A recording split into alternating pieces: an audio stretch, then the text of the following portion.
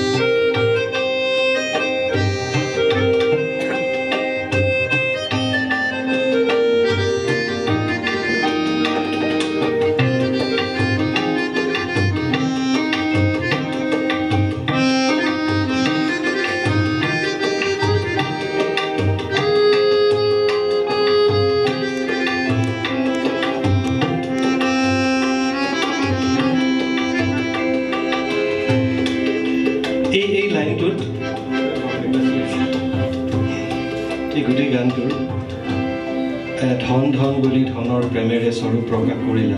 এই লাইনটোত এটা ভূপেন দাই আৰবিয়ান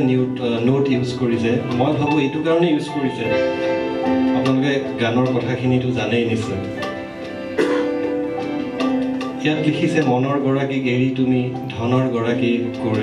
কৰিলা ধন ধন বুলি ধনৰ প্ৰেমেৰে স্বৰূপ প্ৰকাশ কৰিলা ঠিক ধন ধন মানে সেইটো এটা আৰবপতিৰ হয়তো তেনেকুৱা এটা চিন্তাত গৈছিলে আৰু সেই কাৰণে আৰবিয়ান নোট ইউজ কৰিছিলে এইখিনি এনেকুৱা ইউজ কৰিছিলে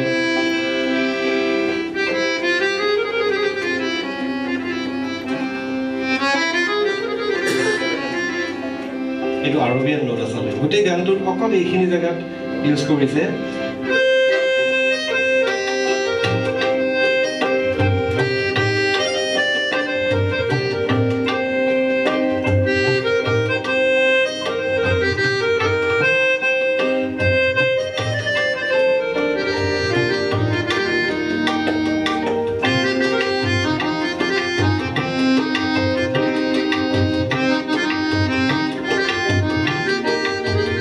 আহিব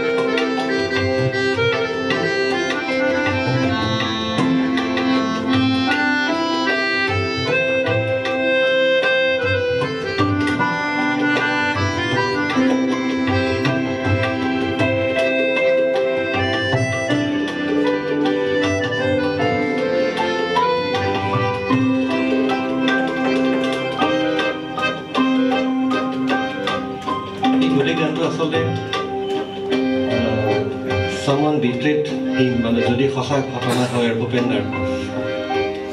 দাই যিগৰাকী প্ৰেমিকা আছিলে তেওঁ বিয়া নকৰালে